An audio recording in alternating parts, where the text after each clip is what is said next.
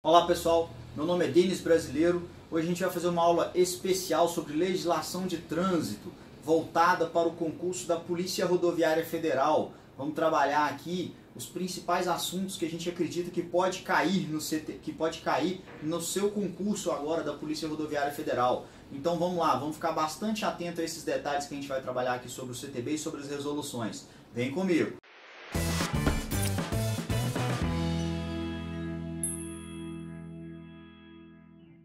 Para começar, o CTB ele é aplicado onde e para quem ele é aplicado? Situações importantes que eu preciso saber no CTB, ó. Vias terrestres e território nacional. Em momento algum eu posso esquecer disso. Isso aqui é muito importante para a resolução de todas as questões que eu vou fazer. E aí, o que se entende como vias terrestres? Ó, praias abertas à circulação pública? Sim. As vias internas pertencentes aos condomínios constituídos por unidades autônomas e as vias e áreas de estacionamento, estabelecimentos privados de uso coletivo. Isso aqui é importante, é alteração recente no Código de Trânsito e é muito importante que pode vir cobrando na sua prova. Então, nesses locais, aplica-se o CTB, se for o caso. No caso, se a gente estiver tratando de infração de trânsito, de crime de trânsito envolvendo veículo. E aí, nessas situações, a gente tem vias terrestres, o conceito de vias terrestres. E aí, ó, as disposições do CTB, elas são aplicadas para quem? São aplicáveis a qualquer veículo, bem como ao proprietário, condutores dos veículos nacionais ou estrangeiros e as pessoas nele expressamente mencionadas. Não posso esquecer em momento algum, senhores, se eu estou me preparando para um concurso a gente faz uma prova técnica. E se eu faço prova técnica, eu preciso de conceitos técnicos. E onde que eu vou buscar isso? Aqui, ó. Anexo 1 do CTB. Lá no anexo 1 do CTB a gente tem uma espécie de dicionário. Ele vai trazer para a gente todos os conceitos daquelas palavras lá: via terrestre, sinalização de trânsito, trator, motoneta, ciclomotor, tudo isso aí a gente vai encontrar lá. Então eu tenho que buscar, a minha origem do meu estudo é aqui, ó, anexo 1. Eu tenho que conhecer aqueles conceitos lá. Então, se você ainda não estudou, dá uma lida neles porque eles são muito importantes.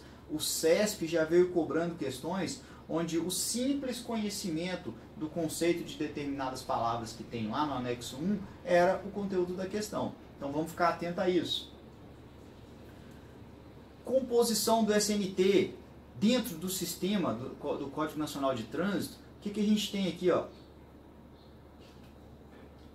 Dentro do sistema do CTB, o que a gente tem? O Código de Trânsito Brasileiro. Esse Código de Trânsito Brasileiro, ele traz para a gente aqui uma composição do SNT. A composição do SNT, ele é formado por quem? Eu preciso conhecer a estrutura, é muito importante. Tudo que a gente tem dentro de concurso, uma das partes mais difíceis que a gente tem de estudar é a parte de quê? De competências. E para eu saber as competências, eu tenho que conhecer todo o sistema. Então a gente tem aqui, ó, os órgãos que compõem o Sistema Nacional de Trânsito: CONTRAN, CETRAN, CONTRAN-DIF, os órgãos e entidades executivos de trânsito. De onde? Da União, dos Estados, dos municípios, e aqui a gente inclui o Distrito Federal também. Os órgãos e entidades executivos rodoviários também, de União, Estados e municípios e do Distrito Federal. PRF, PMs e AJARE, que são as Juntas Administrativas de Recursos de Infrações. E aí, como que eu faço? Quase sempre, em todos os concursos, vem uma questãozinha de competência. E aí eu tenho que dar uma olhada, conhecer cada um desses aqui, verificar quais são as atribuições deles. E é muito difícil estudar isso, Denis, eu sei. Mas então você tenta buscar, procurar assim, como é que você vai entender isso aqui melhor? Tenta ver quais são aqueles que executam, quais são aqueles que planejam, quais são aqueles que fazem, por exemplo, a fiscalização. Aqui é fácil, da Polícia Rodoviária Federal nas rodovias federais. Mas aí a gente tenta ver aqui, ó, quando a gente fala de DETRAN, quando a gente fala de DENIT, de DENATRAN, olhar aqueles que são órgãos executores e os que são órgãos que planejam, que fazem, que normatizam. Então daqui em cima, normalmente quem está mais em cima aqui, o CONTRAN, que a gente está olhando aqui, isso aqui ele cuida da parte de quê? De normatizar. Dá uma lida em tudo isso aqui. Mas o que é importante que eu trouxe aqui, que eu acredito que pode ser cobrado? Os objetivos básicos, ó, são objetivos básicos do Sistema Nacional de Trânsito. Se você dar uma olhada lá no seu código, você vai ver que tem mais do que isso aqui escrito lá. Mas se você assimilar, se você conseguir guardar isso aqui, ó, que objetivos básicos é estabelecer diretrizes da Política Nacional de Trânsito, fixar padrões e estabelecer a sistemática de fluxos permanentes de informações. Aí você vai ver que, ó, os objetivos básicos dele é isso aqui. Quando ele diz fixar padrões, são vários tipos de padrões, mas o objetivo é o quê? Fixar padrões. Quando ele fala de estabelecer a sistemática de fluxos permanentes de informações, ele está vendo que ele está criando uma forma do sistema ser harmônico, de todos os órgãos e entidades que compõem aquele sistema falar a mesma língua. Então, os objetivos do Sistema Nacional de Trânsito, basicamente, são esses aqui, ó. Se a gente for destrinchar cada um deles lá, que é o ideal de você fazer, você vai ver que você vai ter ele detalhado, vai ter muito mais definições aqui, muito mais atribuições desses objetivos, o que, que ele busca fazer. Mas se a gente quer um resumo, se eu quero lembrar na hora da prova, isso aqui é mais que suficiente. Tranquilo? Vamos lá, vamos seguir. Competência, como eu disse, competência é um assunto muito difícil de estudar, mas que sempre cai em todos os concursos. Sempre cai competência em todos os concursos. E aí as inovações recentes que a lei trouxe, que eu acho importante, que você não pode ir para o seu concurso da Polícia Rodoviária Federal sem estar sabendo disso aqui. Quais são elas? Ó, compete ao CONTRAN. Isso daqui foi alterado recentemente pela legislação, e alterações recentes as bancas adoram, e o CESP não é diferente. Então vamos entender, ó, o que é como era e agora como é agora, que é o que eu preciso saber para minha prova.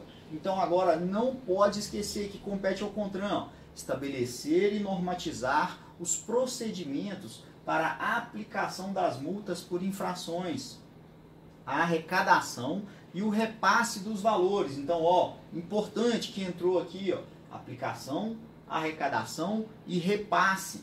Aplicação, arrecadação e repasse. Isso é inovação recente nas competências do CONTRAN. Ah, Denis, quer dizer que eu não preciso saber as outras? Negativo, você tem que saber as outras. Mas você não pode, em hipótese alguma, deixar de saber essa inovação que é recente, que isso aqui pode ser cobrado. Mais uma, normatizar o processo de formação do candidato à obtenção da Carteira Nacional de Habilitação, estabelecendo seu conteúdo didático-pedagógico, carga horária, avaliações, exames, execução e fiscalização. Isso aqui também é uma competência que a legislação recente trouxe para o CONTRAN. Então eu não posso deixar essa informação esquecida, porque ela pode vir cobrada no meu concurso, porque é alteração, porque é legislação recente, e isso é muito importante de eu estudar. Compete ao órgão máximo executivo de trânsito da União. Vamos lá. Competências também novas, trazidas pela legislação, competências recentes que eu preciso saber. Ó. 13, inciso 13. Coordenar a administração de registro das infrações de trânsito, da pontuação e das penalidades aplicadas no prontuário do infrator, de arrecadação de multas e do repasse de que trata o parágrafo 1º do artigo 320. Isso aqui, ó, também inovação, coisa recente que o Código de Trânsito trouxe para a gente, ó. E aí o que ele traz aqui de informação importante? Ó, novamente, registro das infrações, da pontuação e das penalidades. E o repasse de que trata o artigo 320 também. Isso aqui é inovação recente. Eu não posso esquecer. Não posso esquecer. Por quê? Porque pode cair no meu concurso. Pode ser aquela questãozinha que vai te colocar lá na sua vaga onde você quer, na Polícia Rodoviária Federal. Expedir a permissão internacional para conduzir veículo e o certificado de passagens nas alfândegas, mediante delegação aos órgãos executivos dos estados e do Distrito Federal. Vamos lá, ó. Ou a entidade habilitada para esse fim pelo Poder Público Federal. Isso aqui, ó, é inovação. Essa partezinha aqui é nova, é novidade no CTB. Então, eu preciso estar atento a essas novidades. A novidade, não que o que é antigo eu tenho que descartar, de forma alguma. Mas as novidades, elas são muito cobradas em todos os concursos. Então vamos torcer para essa novidadezinha aqui ser no seu concurso e você está atenta a ela. Mais uma aí, ó, ainda falando do órgão máximo executivo de trânsito da União. Organizar e manter o Registro Nacional de Infrações de Trânsito, o RENAINF, Isso também é uma alteração recente e é importante saber, porque pode vir cobrado no seu concurso. Compete aos órgãos e entidades executivos de trânsito dos municípios no âmbito de sua circunscrição. Então aqui, ó, vamos lá, sobre competência, alterações recentes, e como é assunto difícil, quem diz tudo que é competência, eu preciso estar atento. Órgãos executivos de trânsito de onde? Dos municípios. O que trouxe recentemente a legislação de importante para a gente relacionado ao Código de Trânsito Brasileiro? Executar a fiscalização de trânsito em vias terrestres, edificações de uso público e edificações privadas de uso coletivo. Aí continua, autuar e aplicar as medidas administrativas, tal. As penalidades e advertência por escrito e multa, ó, importante, quando ele fala aqui, ó, em vias terrestres, edificações de uso público e edificações privadas de uso coletivo, isso aqui é inovação, isso aqui é inovação na legislação. Então tem que ficar atento porque pode ser cobrado dessa maneira. E ainda, ó, penalidade de advertência por escrito e multa. Estamos falando, não se esqueçam, dos órgãos executivos de trânsito de onde? Dos municípios. Ainda, o que eu tenho mais aqui na parte final? Ó? Notificando os infratores e arrecadando as multas que aplicar, exercendo iguais atribuições no âmbito de edificações privadas de uso coletivo, somente para infrações de uso de vagas reservadas em estacionamentos. Isso aqui é mais importante ainda. E aqui, ó, daqui a pouco a gente vai ver umas questões onde a gente trabalha uma informação que eu gosto muito de lembrar nessas palavrinhas que vem falando aqui, ó, somente. Tem que tomar muito cuidado, a gente vai falar disso daqui a pouco nas questões que a gente tem aqui recente, pra gente tomar um cuidado. Mas aqui, ó, nesse caso aqui é somente mesmo. Nesse caso aqui ele está restringindo a quais infrações? De uso de vagas reservadas em estacionamentos. Então, cuidado com isso. Não é qualquer infração. É somente para essas infrações aqui. Beleza? Vamos lá, vamos seguir. Compete aqui, ó, aos órgãos executivos de trânsito dos municípios ainda. O que compete a eles, que é importante, que também foi uma alteração recente e que causou muita polêmica, começou a sair em jornal, matéria. Então, pode ser cobrado, sim, em concurso, esse assunto aqui, que é o assunto que fala sobre o quê?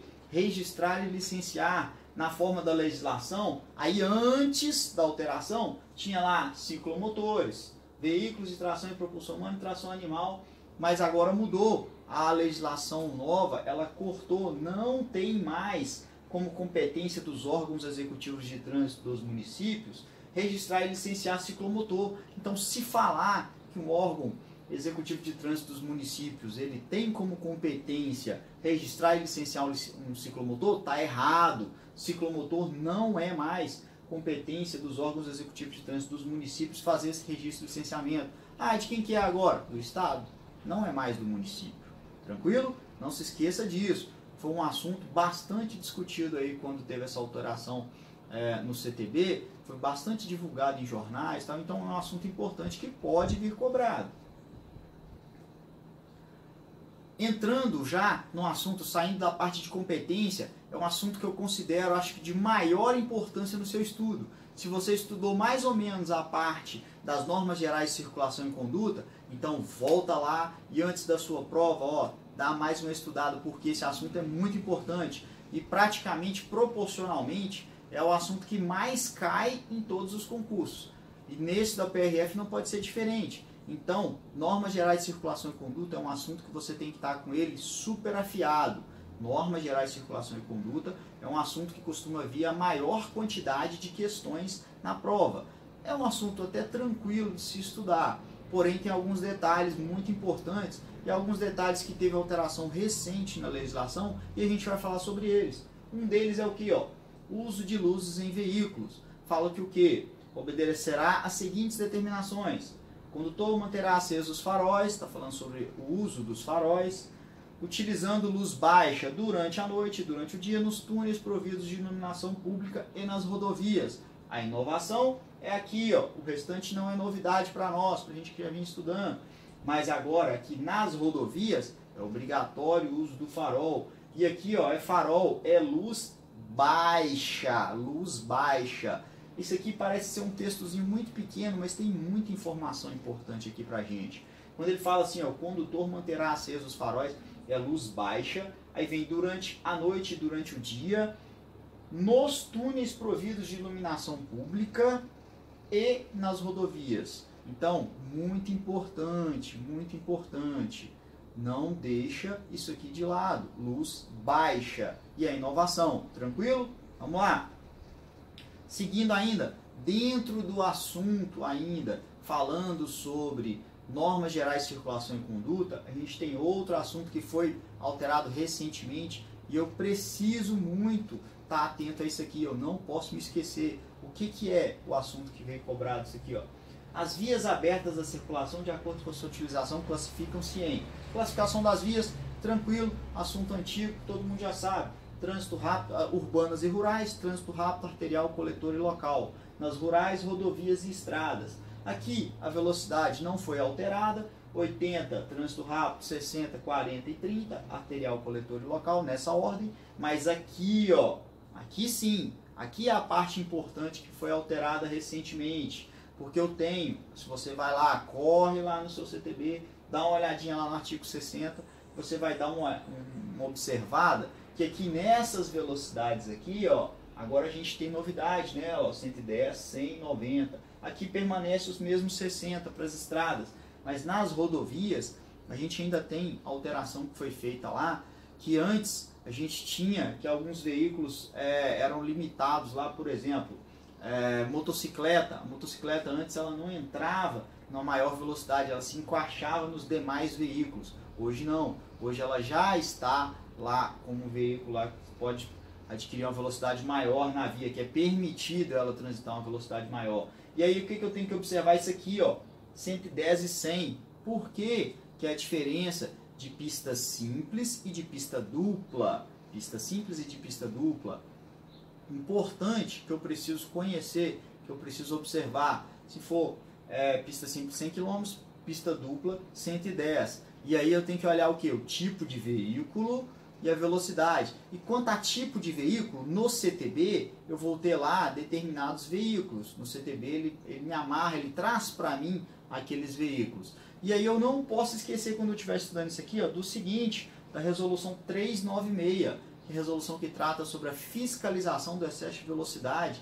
E aí eu tenho que estudar essa parte aqui e olhando essa resolução, e essa resolução é uma que está prevista no seu edital, porque ela é uma resolução importante e você tem que conhecê-la para poder ir lá mais seguro e mais tranquilo para fazer a sua prova.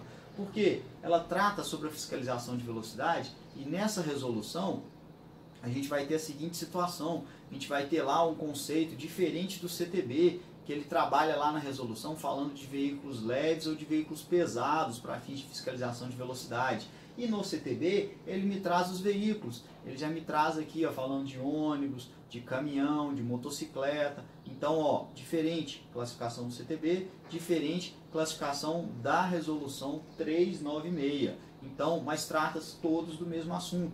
Isso aqui eu não posso esquecer, eu tenho que ir para a minha prova sabendo disso aqui, ó, sabendo dessas velocidades.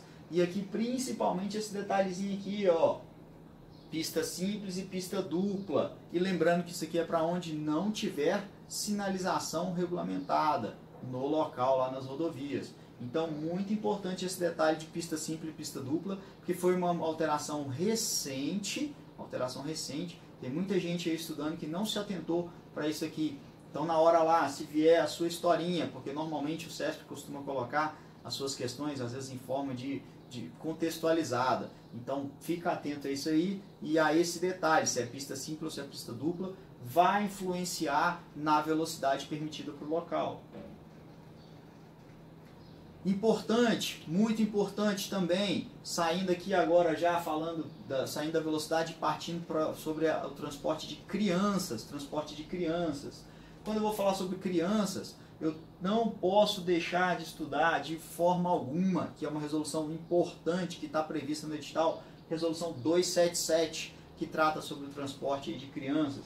O que eu preciso saber? Resumindo, de forma bem resumida aqui, sobre o transporte de crianças, que eu preciso saber porque é importante. É isso aqui, ó. Até 1 ano de idade, a criança é transportada onde? No bebê conforto. Maior que 1 ano e até 4 anos, ela é onde? Na cadeirinha. Mais que 4 anos, maior que 4 anos, até 7 anos e meio, é no assento de elevação. Então, até 1 ano, bebê conforto ou conversível, que é o nome que tem lá técnico. 1 ano, até maior que 1 ano, até 4, cadeirinha. Acima de 4 anos, até 7 anos e meio, assento de elevação. E aí, na resolução 277, ela me fala quais são os veículos que a gente não precisa dessa observação aqui, ó. Veículo de transporte coletivo, que eu não preciso de utilizar a cadeirinha, nem bebê conforto, nem assento de elevação. Transporte coletivo, aluguel, táxi, veículos escolares e veículos com peso bruto total superior a 3,5 tom. Então, guarde essa fotografia aqui na sua cabecinha aí, porque qualquer questão que vier falando sobre transporte de crianças, esse aqui é o básico. Tem mais informação lá na resolução? Tem sim, e é importante eu ler toda essa resolução, porque ela é uma resolução que pode ser cobrada, é uma resolução que tem uma chance grande de cair quando se fala sobre transporte de crianças. Então, ó, crianças, resumindo bem basicamente aqui, abaixo de 10 anos, né, que é banco de trás, só pode andar no banco da frente, acima de 10 anos. Então, aqui, ó, o que eu tenho? Até 1 ano, beleza? De 1 a 4, maior que 1 até 4, cadeirinha. De 4, maior que 4 até 7,5, assento de elevação. Aqui, nesses aqui, eu não posso, não preciso, é dispensado esses acessórios para o transporte de segurança, acessórios de segurança para o transporte de criança. Tranquilo? Crianças também, assunto importante que não pode ser descartado. Motoristas profissionais também é um assunto que já teve muita polêmica. Teve uma época que entrou a resolução em vigor, depois ela foi adiada, o CTB foi modificado várias vezes já por causa disso, e eu acredito que é um assunto que pode vir cobrado na sua prova e você não pode descartar. Isso aqui a gente está trabalhando os temas, os principais assuntos que eu acredito que pode vir cobrado na prova, que o CESP pode colocar para cobrar na sua prova. Lembrando que a parte de trânsito é uma parte muito importante, que a gente tem aí 1/3 da prova, hoje é trânsito. Então, se você ainda não estudou de forma adequada, está na hora de debruçar sobre o Código de Trânsito aí e ainda olhando esses pontos que a gente está falando que tem uma grande chance de cair, tranquilo? Vamos lá. Motoristas profissionais. O que eu preciso saber basicamente sobre motoristas profissionais para eu poder resolver? Tem muito mais coisas? Tem. Mas que eu preciso saber aqui, ó, o principal sobre eles, sobre os motoristas profissionais. Quem são esses motoristas profissionais? Para a gente começar, eu preciso saber quem são eles, para saber o que eles precisam. Então, ó, motoristas de transporte rodoviário coletivo de passageiros e motoristas de transporte rodoviários de cargas. Esses são os motoristas profissionais. O que a legislação diz sobre eles? Que eles não podem dirigir mais de 5 horas e 30 minutos, ou seja, não pode dirigir mais de 5 horas e meia, direto, eles não podem. E aí vem, a cada 6 horas eu preciso ter no mínimo 30 minutos de descanso, 30 minutos de parada. Isso aí aqui, ó, muito importante para não fazer confusão.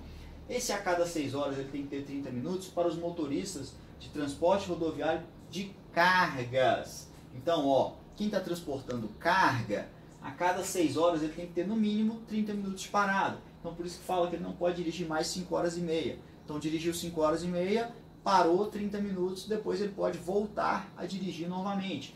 Esses 30 minutos ele pode ser fracionado aqui dentro desse período aqui? Pode, bacana, pode ser fracionado sim, pode ser dividido em outros períodos aqui. Não, e tem o período mínimo lá previsto na resolução que não pode ser inferior àquela quantidade.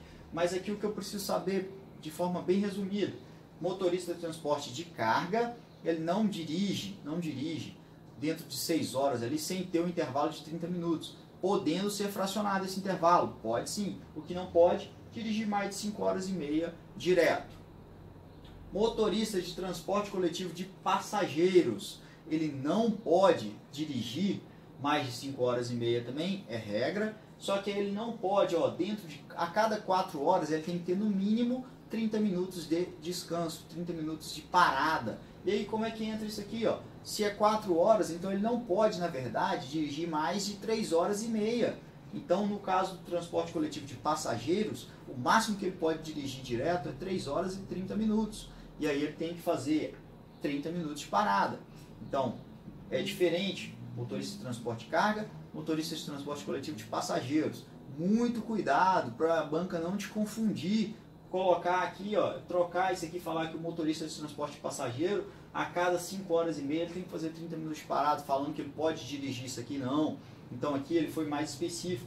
Porque, lembrando, é só a gente perceber aqui, ó, se eu estou tratando aqui de transporte coletivo de passageiro, estou levando, carregando mais vidas aqui. Então se eu tenho que priorizar a vida pelo CTB, então o cuidado tem que ser maior. Então ele vai dirigir um intervalo de tempo menor, E ainda fala sobre esse transporte, essas paradas que eles têm que ter, os motoristas profissionais têm que ter.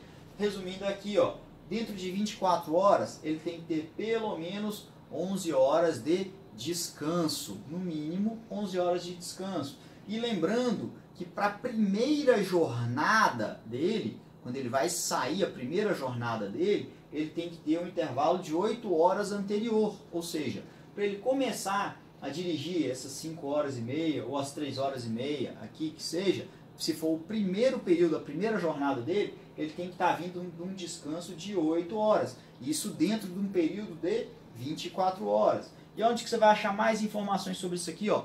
Na resolução 525.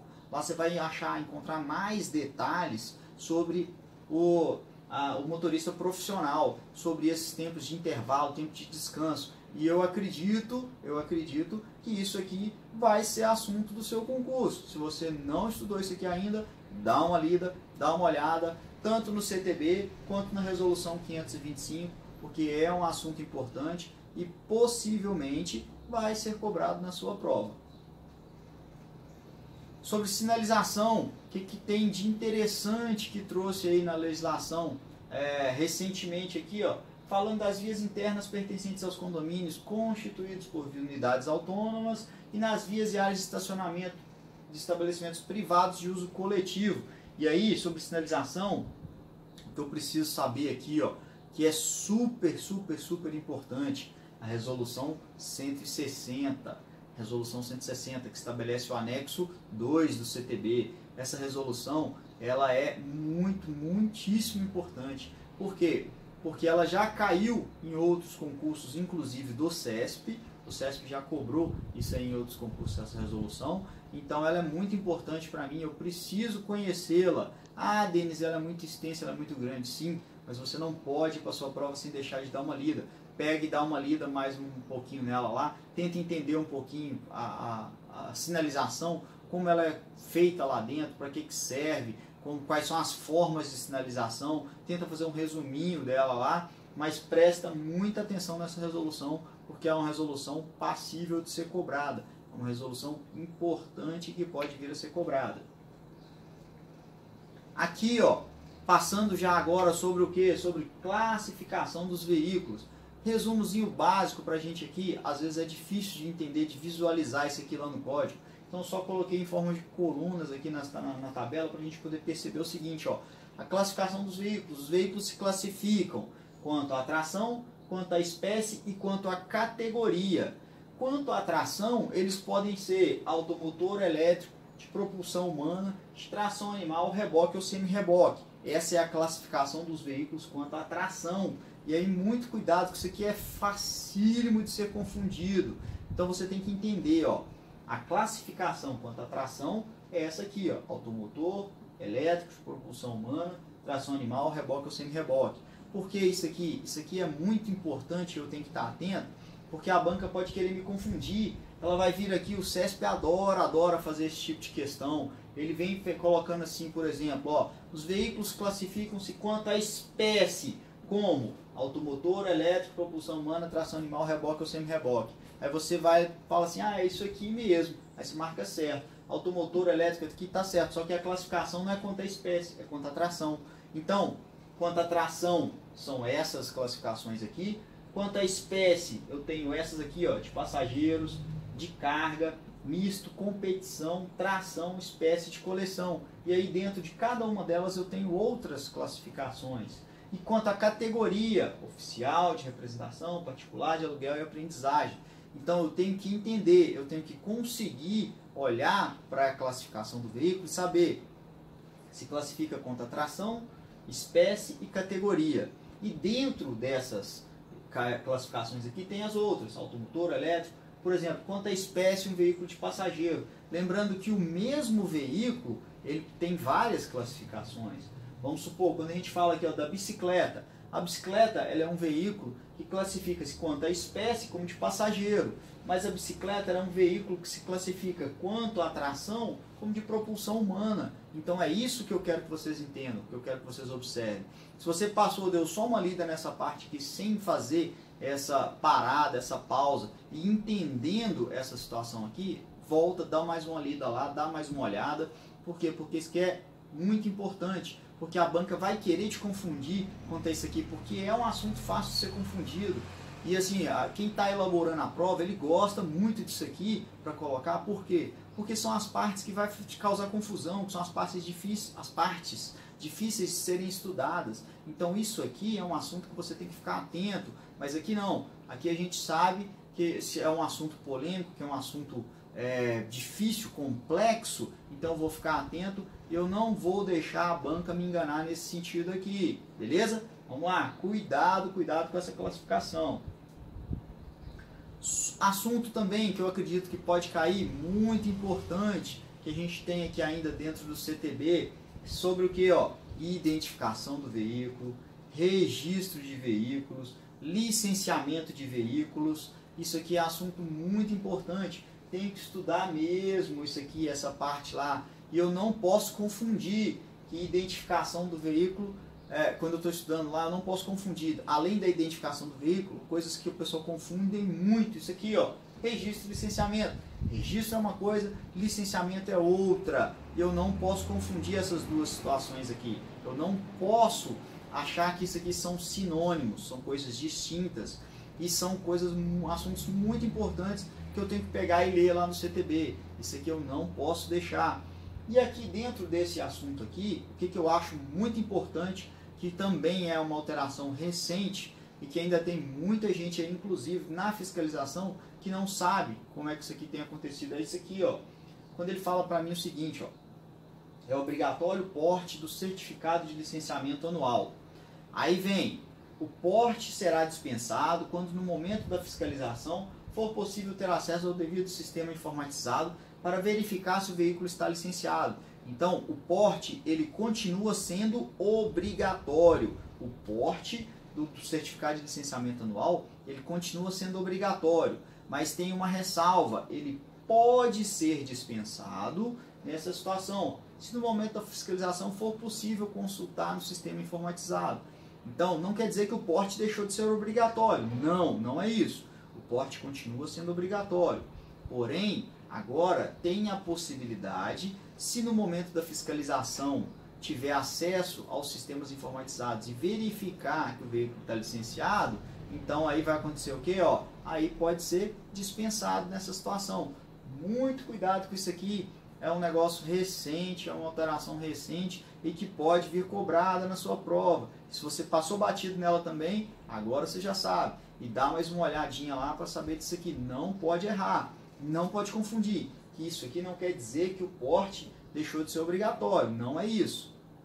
É uma ressalva. O porte permanece obrigatório, mas nessa situação aqui, nesta situação, ele pode ser dispensado. Tranquilo? Vamos seguir, vamos embora. Falando agora das infrações.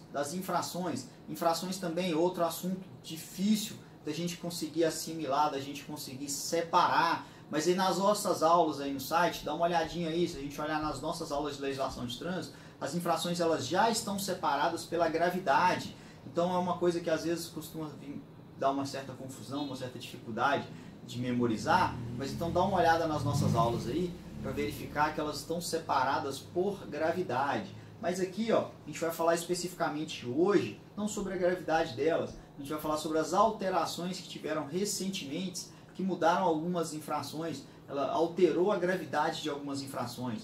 Então isso aqui também, por ser modificação recente, é um tema muito propício de cair no concurso. E a gente começa falando sobre essa infração aqui, dirigir veículo com CNH, permissão ou habilitação para conduzir ciclomotores caçado ou com suspensão do direito de dirigir. É uma infração gravíssima, penalidade é multa. Lembrando que agora é 3 vezes, é gravíssima vezes 3. Foi alterado recentemente. E agora ela é uma infração gravíssima vezes 3. Tem também, dirigir veículo com CNH ou permissão para dirigir de categoria diferente do veículo para o qual esteja conduzindo. É uma infração gravíssima, penalidade multa, só que agora ela é agravada em 2 vezes. É agravada em 2 vezes. Ela era anteriormente em 3 vezes, agora passou para 2 vezes. Até engraçado que o legislador trouxe esse 2 vezes aqui, é praticamente a única infração que é vezes 2. A gente não tem. Tem outras que pode ser até 5, então às vezes pode multiplicar por 2 também, mas falando que é multiplicado, agravado em 2 vezes, é essa daqui. E foi alteração recente, então tem que estar atento a ela, porque ela não era 2 vezes antes, mas agora é. Para o meu concurso agora, se me perguntar, dirigir veículo com CNH de categoria diferente, se falar que é agravado em 2 vezes, está certo, é exatamente isso mesmo. Então, cuidado com isso. Mais alteração sobre as infrações. O que eu tenho aqui? Dirigir sob influência de álcool ou de qualquer outra substância psicoativa que determine dependência. É um assunto que veio sendo alterado durante muitos anos e é um assunto que eu preciso saber, sim. É um assunto muito importante que eu preciso saber, que eu não posso descartar. Hoje, o texto que a gente tem falando aqui da infração de trânsito, aqui eu ainda não estou falando do crime de trânsito. O crime é previsto lá no artigo 306. Aqui eu estou falando só da infração de trânsito. A infração é dirigir sob influência de álcool ou de qualquer outra substância psicoativa que determine dependência. Ponto. Essa é a infração de trânsito. Essa é a infração de trânsito. Não tem mais nada, não me fala mais nada. É isso que eu preciso saber. É isso que eu preciso saber para poder responder a minha questão. E aí no 65A, que é uma alteração, que é uma inovação que ele trouxe aqui para a gente, uma inclusão na legislação, que fala que é recusar-se a ser submetido a teste, exame clínico, perícia ou outro procedimento. Isso aqui é a recusa a fazer o teste do etilômetro, a recusa a fazer o teste do conhecido popularmente como bafômetro. Agora, a gente tem isso aqui incluído na lei. Antes não, antes ele era feito de acordo com fazer uma combinação do artigo 65 com o artigo 277 e tal, aí ficava aquele negócio que ainda tinha muito discutido aí, que pode ou não pode, não sei o quê, mas ele já é um assunto de direito constitucional. E aqui, sobre o artigo 65, 65A, o que eu ainda preciso saber, que é importante saber, que a infração ela é a mesma, é gravíssima para as duas, penalidade delas é igual, multa 10 vezes, agravada em 10 vezes, suspensão do direito de dirigir por 12 meses, tanto no artigo 65 quanto no 65A, e a medida administrativa também é a mesma. Então o legislador ele quis colocar a mesma infração, a mesma penalidade, as mesmas penalidades e mesma medida administrativa. Então tanto para o 65 quanto para o 65A nós temos as mesmas penalidades, medidas administrativas. Importante aqui ainda, na legislação que foi alterado recentemente, artigo 253 e 253A. O que eu preciso conhecer aqui no 253A? Usar qualquer veículo para deliberadamente interromper, restringir ou perturbar a circulação na via. Por que eu trouxe esses dois aqui? Para você observar que eles são semelhantes, mas não podem ser confundidos. No primeiro, ele fala de bloquear a via com o veículo. E fala que é uma infração gravíssima, multa e apreensão do veículo, apesar de não ter mais apreensão, que a gente vai falar aqui agora, daqui a pouquinho, mas ainda constam em alguns termos do código. Então, bloquear a via com o veículo é uma infração de trânsito. Usar qualquer veículo para deliberadamente interromper, restringir ou perturbar a circulação na via sem autorização, aí já é outra infração que a gente tem aqui, multa 20 vezes e suspensão do direito de dirigir por 12 meses, além do restante. E a gente ainda tem no parágrafo 1º, aplica-se a multa agravada em até 60 vezes aos organizadores. Então, esses dois aqui, eles são semelhantes. Os dois não estão bloqueando a via com o veículo? Estão, mas esse aqui de baixo, ele é específico. Ele foi criado na época das manifestações, ele foi inserido de acordo dentro daquele contexto. Então, você tem que lembrar desse artigo aqui, observando isso. Esse artigo aqui foi criado, foi pensado naquele contexto lá das manifestações, interrompendo o trânsito nas rodovias e tudo, aí foi pensado nisso aqui. Então, ó, usar qualquer veículo para deliberadamente interromper, restringir ou perturbar a circulação na via, aí nós estamos falando dessa infração aqui do 253A. Se não for isso, se for só bloquear a via com o veículo, sem esses fins aqui, a gente tem o 253. Tranquilo? Fácil de ser confundido e muito importante porque é alteração recente. Vamos ficar atento com isso aqui também, que pode vir cobrado na sua prova. Multas que eu preciso conhecer, que a legislação fala que elas serão aplicadas em dobro no prazo de 1 ano, no caso de 12 meses. São essas aqui, ó. Artigo 6565A, que a gente acabou de falar. 173, que é disputar corrida. 174, promover na via competições ou eventos organizados. 175, que é utilizar do veículo para realizar manobra perigosa. 191, que é forçar a ultrapassagem. 203, ultrapassar pela contramão. E o 253A, que é o que a gente acabou de falar aqui, que é usar o veículo para deliberadamente interromper o trânsito. Todas essas infrações aqui, se a pessoa for reincidente no período de 12 meses, elas são aplicadas em dobro. Então é importante eu conhecê-las, porque se vier alguma historinha que começar a falar em reincidência e tal, eu tenho que verificar se trata dessas infrações aqui, para poder saber que o valor da multa vai ser aplicado em dobro, tranquilo? Se atenta para essas aqui, que são essas que podem ser aplicadas em dobro em caso de reincidência no período de 12 meses. Penalidades, o que eu preciso saber aqui sobre as penalidades? Importante, foi revogado o termo aqui, ó, a penalidade de apreensão do veículo.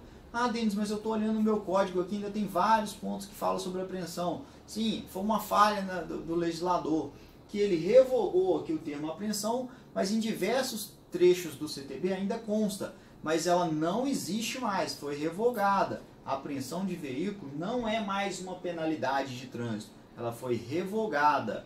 E aí, sobre penalidade, o que é importante eu saber, que eu não posso me esquecer? Quem que aplica penalidade?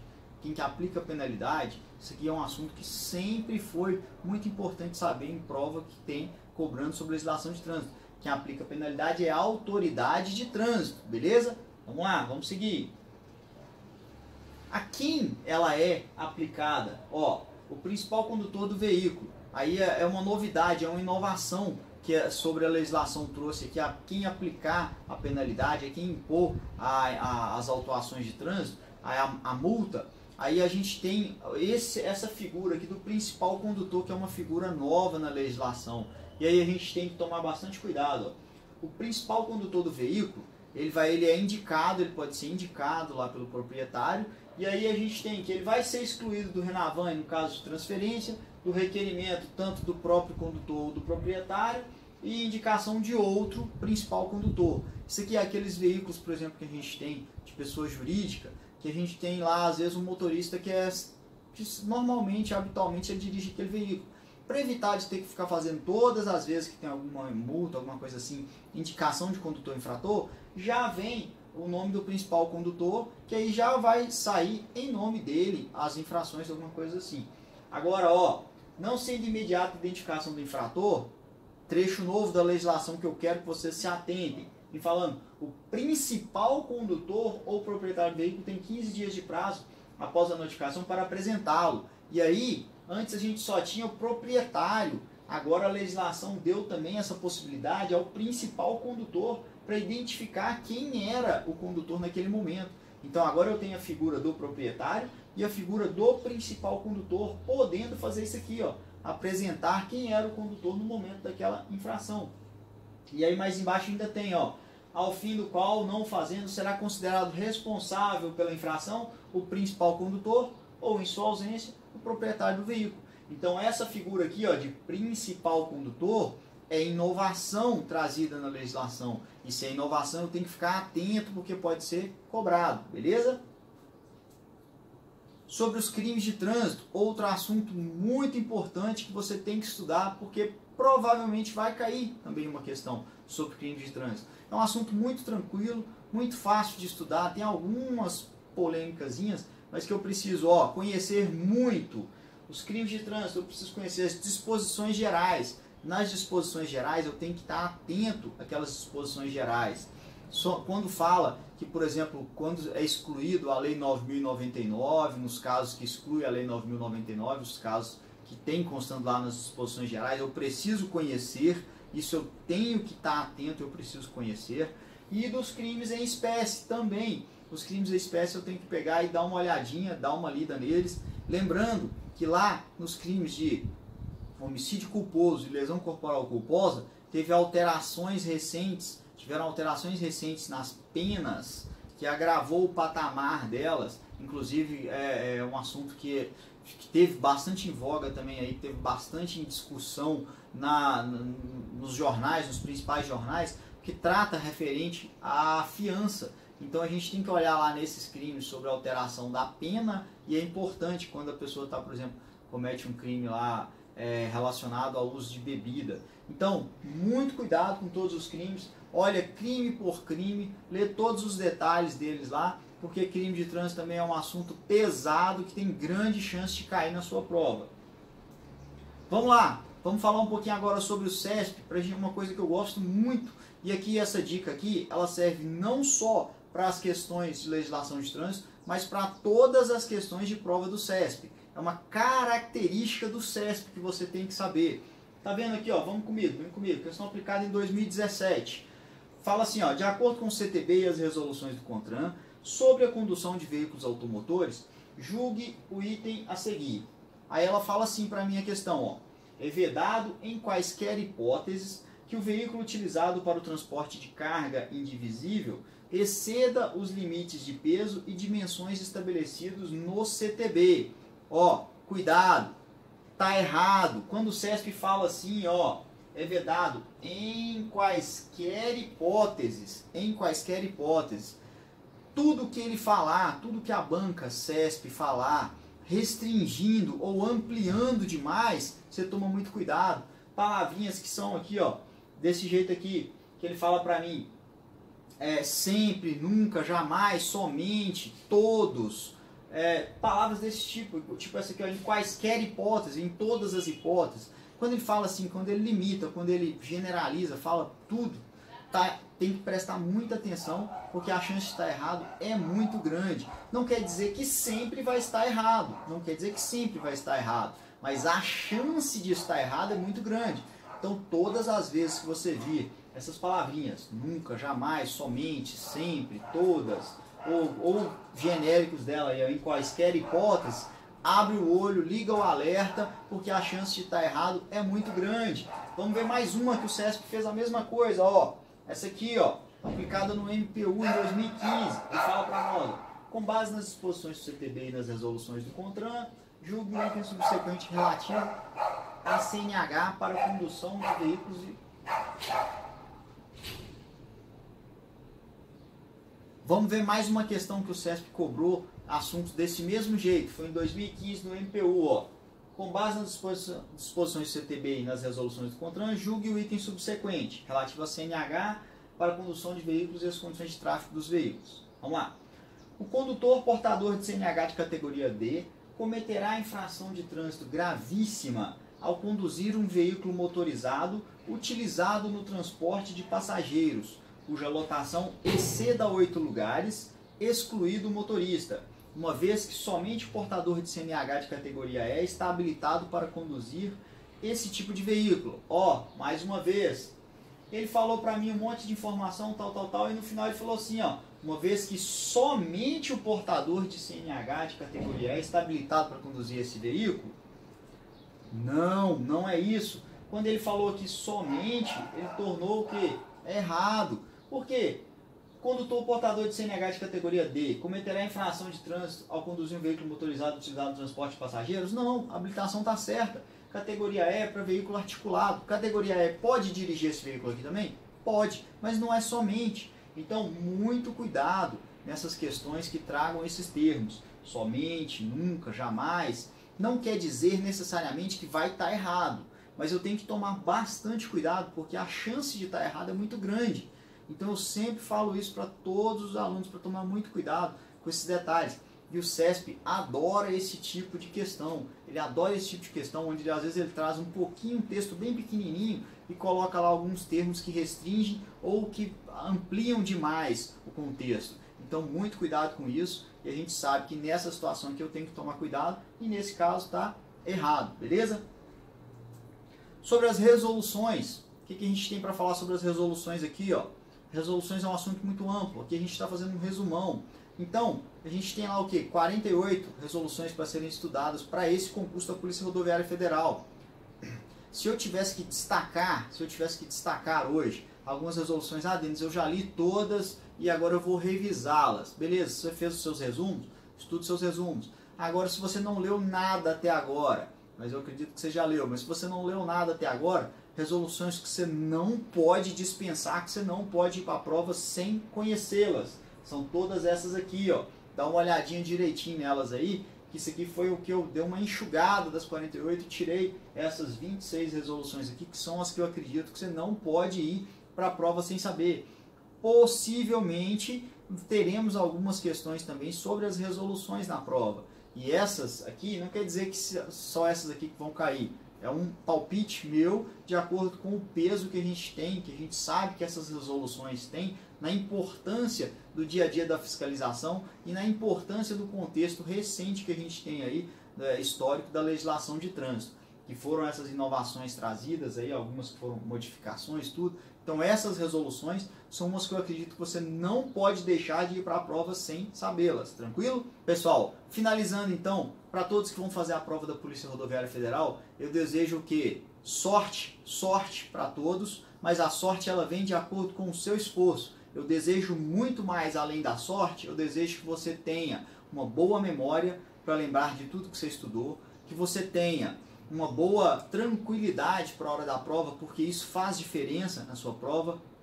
Então fica tranquilo, faça uma prova tranquila, leia com bastante atenção, porque o CESP ele é uma banca perigosa, onde a gente tem que tomar cuidado com as questões, que a gente tem que ler com atenção. Não precisa ficar elucubrando na questão, ficar procurando ali, como se diz, chifre em cabeça de cavalo, mas leia com atenção, tenta lembrar de tudo que você estudou, tenta colocar em prática, e quando você não estiver conseguindo lembrar de alguma coisa assim, passa para outra questão, vai fazer uma outra, e lembrando que é o CESP. O CESP é uma banca que não te permite sair fazendo, às vezes, chutando ali, arriscando demais.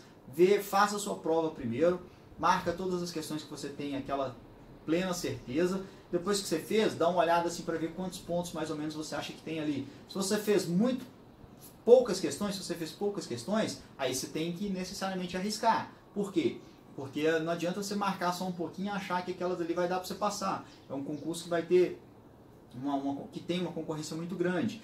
Então assim, você marca todas aquelas que você sabe, com plena certeza, e verifica ali para ver quantas questões você tem ali um percentual total. Se você acha que está pouco, você tem que arriscar. Se você acha que já está bastante, você não acha que aqui já marquei uma quantidade suficiente e eu tenho certeza dessas aqui, então não se arrisque demais, porque se arriscar demais no CESP é perigoso, beleza? Desejo sorte para todos, tranquilidade, segurança na hora de fazer a sua prova e boa sorte nas outras etapas que virão também. E pode ter certeza que a gente aguarda vocês na melhor polícia do Brasil, que é a Polícia Rodoviária Federal. E na dúvida ainda, aproveita esse resto de tempo aí, entra no site, responda todas as questões que você conseguir, faça o máximo de exercício possível e pode saber que a sua hora vai chegar, que a sua hora você vai ser agraciado, porque Deus conhece todas as dificuldades de todos os concurseiros e Ele conhece a sua e não vai ser diferente. Então, um forte abraço para você e saiba que a gente vai estar esperando você na Polícia Rodoviária Federal.